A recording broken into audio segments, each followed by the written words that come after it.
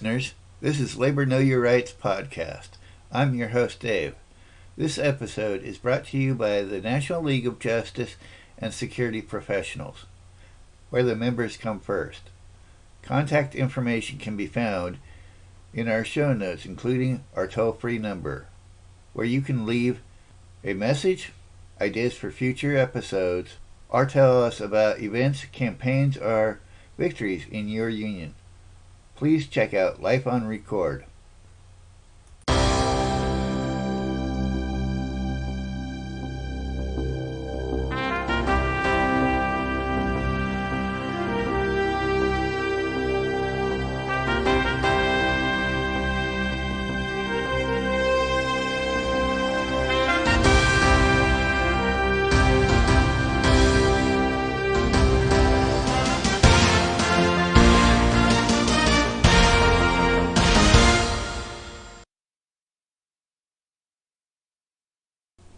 Hey listeners, Labor Know Your Rights will be changing our host in the near future.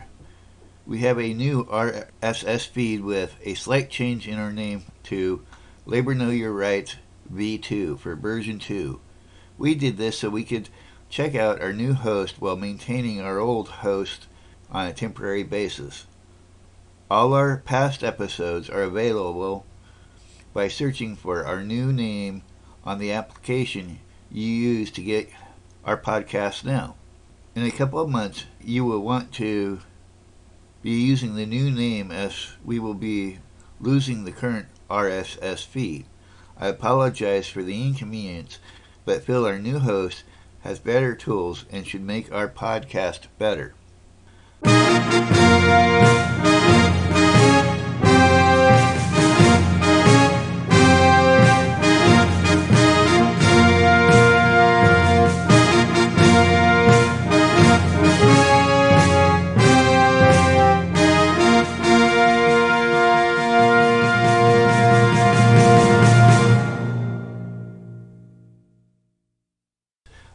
Kennedy could have no idea what was about to happen to his bill in the House of Representatives. Hearings on labor management reform legislation were began by a joint subcommittee on education and labor on March 4, 1959, in Washington, D.C., and continued there throughout March and April. The two subcommittees combined for the purpose of these hearings were the Subcommittee on Labor Management Relations and the Subcommittee on Labor Standards. Carl Perkins, a Democrat from Kentucky, was chairman of the former subcommittee, and Phil Lundgren, Democrat from Georgia, of the latter. Each subcommittee's composition was 4 Democrats and 2 Republicans, making the joint subcommittee 8 Democrats and 4 Republicans, and all members were from the North. Of the first 22 bills referred to the Joint Subcommittee for hearings, about half were versions of the Kennedy-Ervin bill, and the other half were patterned rather closely after the more strict administration bill in the Senate. A bill introduced by George McGovern, Democrat from South Dakota, and one introduced by Edith Green, a Democrat from Oregon, led the list of bills similar to the Kennedy-Ervin bill. Representatives James Roosevelt, Democrat from California, sponsored a bill less strict than any of the above-mentioned proposals, but was exceeded in moderation by Representative Ludwig Teller, a Democrat from New York, who offered a bill considered the least distasteful to organized labor. The Joint Subcommittee continued its hearings through May and ended on June 10, 1959. The hearings comprised of 2,675 pages of testimony in 5 volumes. It heard 126 witnesses, 48 representing labor organizations, 57 representing management groups, 4 from government agencies, congressmen, and witnesses testifying in the public interest.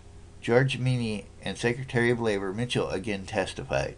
The Joint Subcommittee began the process of drafting the bill to be presented to the full Committee on Labor.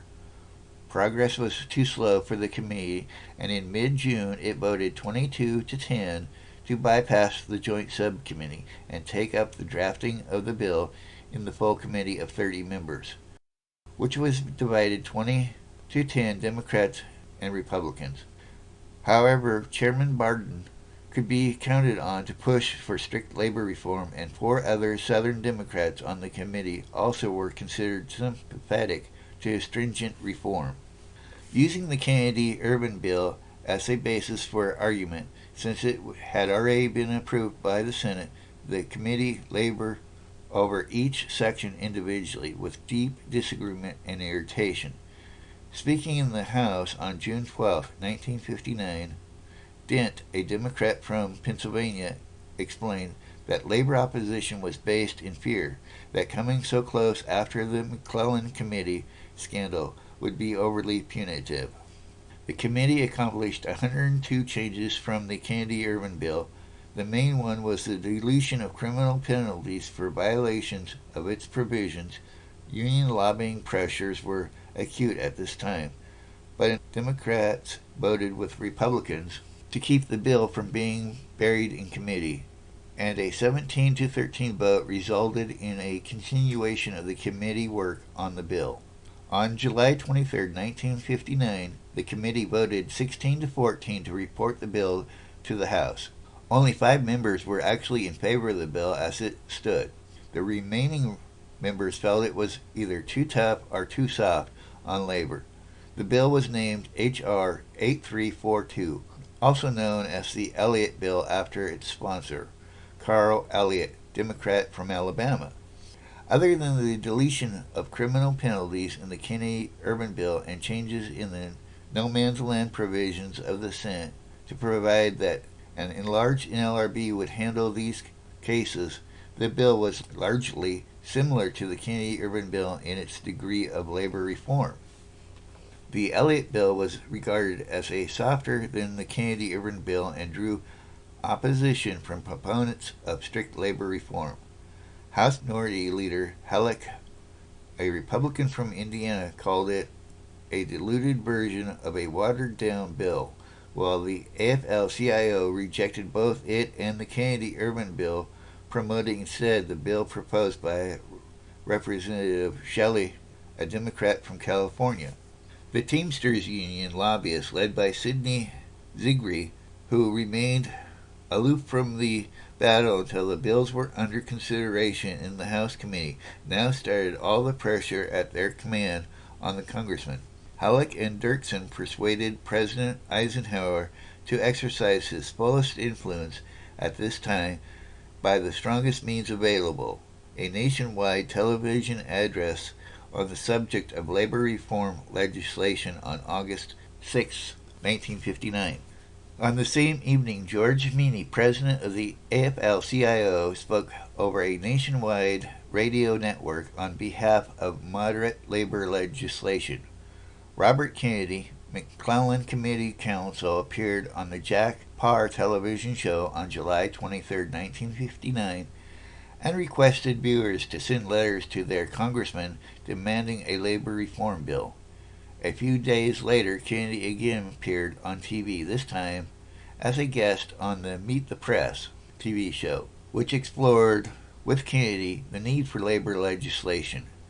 Senator Goldwater, appearing on the Martin Agronsky show on August 7, 1959, spoke for strict labor reform. On the same day, Representative Madden, a Democrat from Indiana, an advocate of Kennedy-Ervin-type labor reform, discussed the situation on labor reform on the Dave Garroway show. Senate Democrat Whip Mansfield, a Democrat from Montana, and Senator Kenneth Keating, Democrat from New York, appeared on Eastern States TV show commenting that the public demand for a good labor reform bill was being felt in the Congress. Halleck and Representative John McCormick, Democrat from Massachusetts, the House Majority Leader, stated opposing views on the labor reform bills on another network show. Senator Kennedy was interviewed on another Eastern States TV show and stated at the time that a labor reform bill could be achieved in 3 weeks if the House would accept the Elliott Bill. And on August 10, 1959, Speaker of the House, Sam Rayburn, made an address on a nationwide radio network advocating adoption of the Elliott Bill. The public was deluged with these and other appeals. The effect of the appeals to the people was astonishing and represented the turning point in the trend of labor reform following Robert Kennedy's TV appearance. Congressmen were flooded with letters demanding labor reform. The volume increased in response to Eisenhower's address. Senator Dirksen received more than 2,000 letters in one day. All congressmen experienced large increases. The pressure for stricter labor reform had a snowballing effect, and when on July 27th, Representative Philip Landrum, Democrat from Georgia, and Robert Griffin, Republican from Michigan, introduced H.R. 8400, known as the Landrum-Griffin Bill, soft reform advocates realized that deep trouble lay ahead.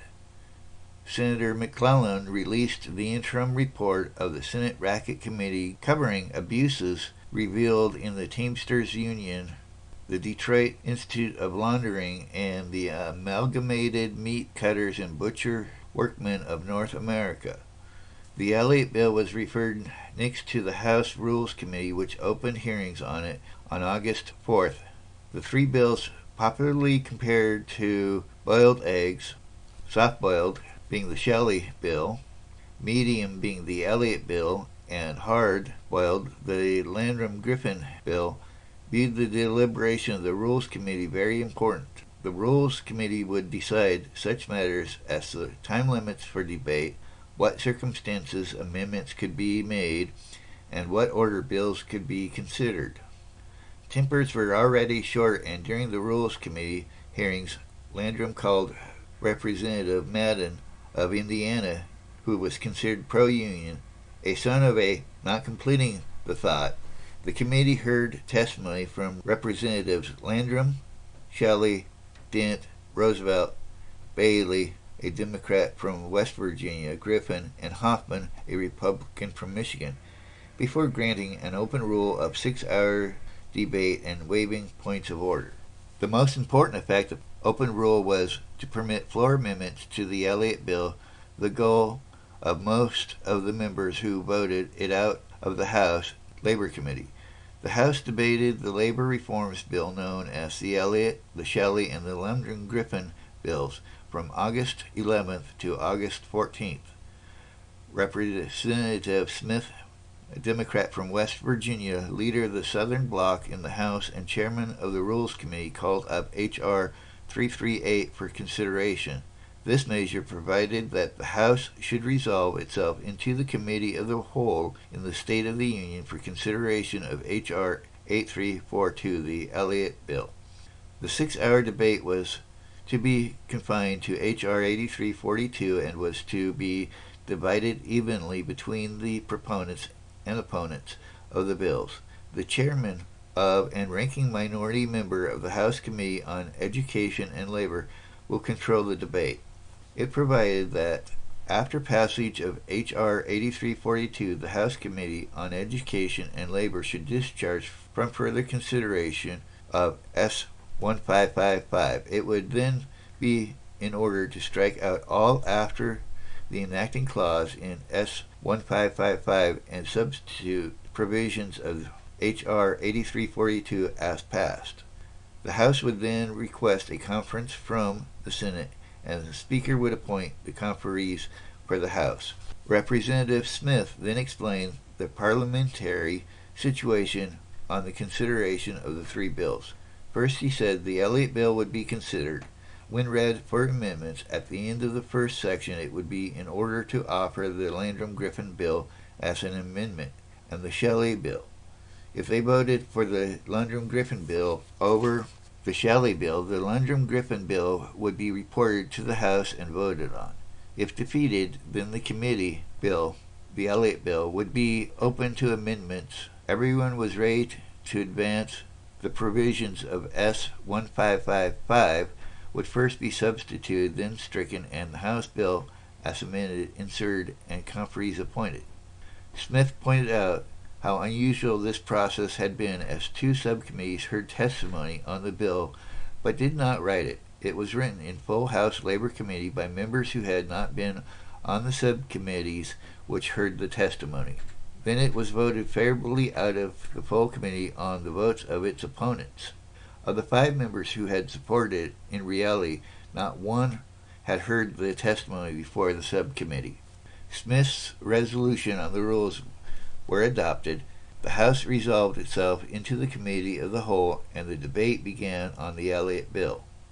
The next 2 days were consumed in lengthy debate over familiar topics. About 30 speakers favored the Landrum-Griffin Bill, 17 spoke for the Elliott Bill, and only 6 for the Shelley Bill. When the bill was opened for amendment, Adam Clayton Powell, Democrat from New York, tried to kill the Landrum-Griffin Bill by inserting it in an amendment requiring racial integration in unions, a proposal which immediately caused an uproar in the House. On a teller count of votes on this amendment, it was rejected 215 to 160. Approval would almost certainly have doomed the bill for eventual passage, as it would have turned Southerners solidly against the bill. Committee Counsel Robert Kennedy openly broke with Committee Chairman McClellan and endorsed the Elliott Bill as including all the proposals indicated as necessary by the McClellan Committee investigations. Secretary Mitchell broke his long silence by endorsing the Landrum-Griffin Bill. The same day, the Shelley Bill was defeated by a vote of 245 to 132. Landrum offered the Landrum-Griffin Bill as an amendment to the committee still under consideration for amendment. Chairman Barton gave an address on the floor ridiculing the Elliott Bill and calling for strict labor reform. On August 13, 1959, the debates continued. The Landrum-Griffin proponents proposed an exemption under the Taft-Hartley Act, a stratagem to divide organized labor opposition to the bill. The proposal was rejected by a vote of 183 to 179. Barton proposed at 3:05 p.m. that debate end at 4 p.m., and by a vote of 276 to 26 it was accepted. Representative Doughty, a Democrat from Texas, proposed an amendment to allow civil suits instead of suits by the Secretary of Labor in rights violation cases, and was adopted after Landrum and Griffin endorsed it by a vote of 186 to 157.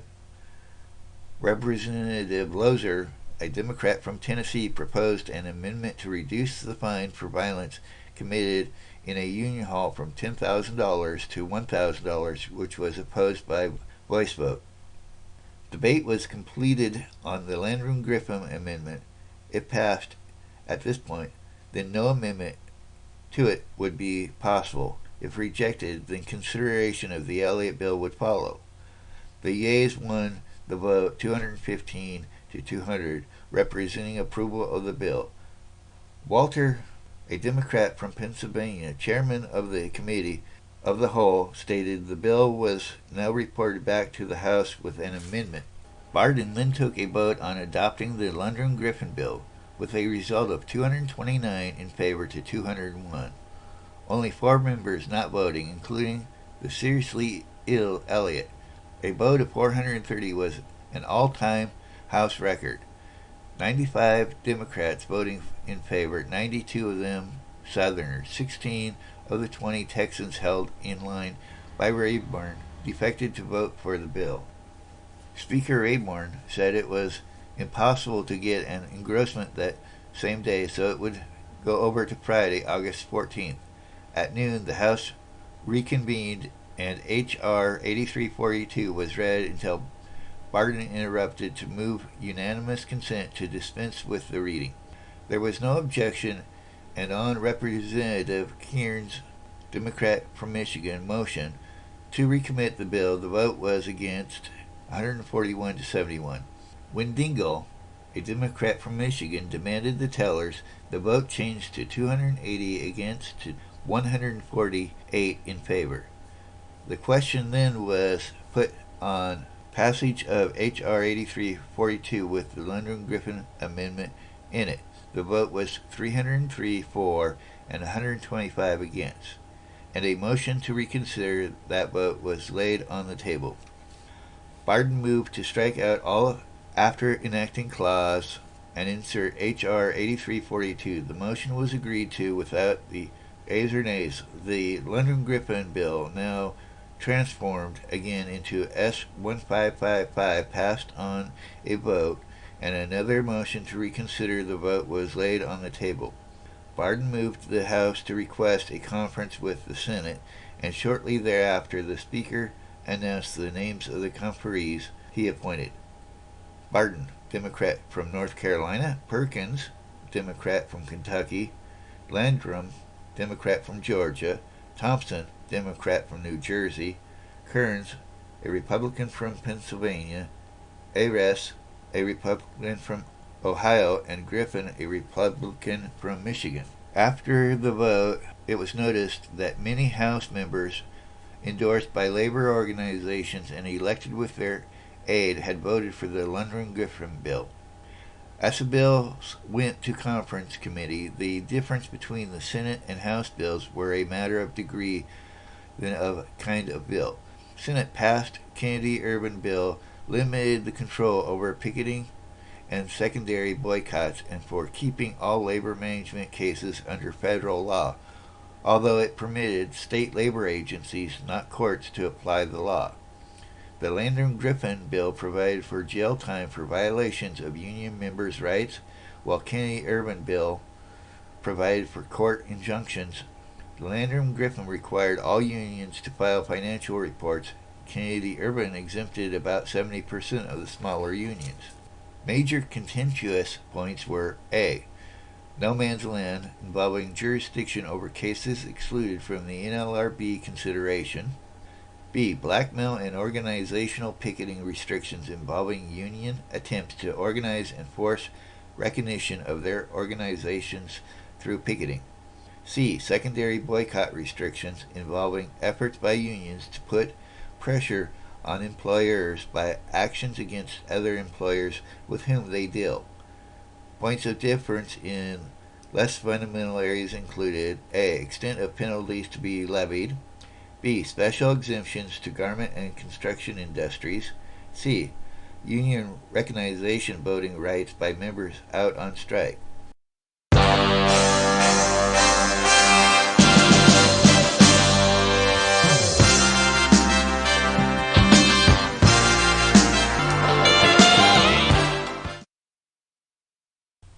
Please share this podcast with your family and friends. If you like our podcasts, please rate us on iTunes. It helps others find us. If you would like to contact us, we have various ways to do so in our show notes, along with contact information for the National League of Justice and Security Professionals. Thank you for listening.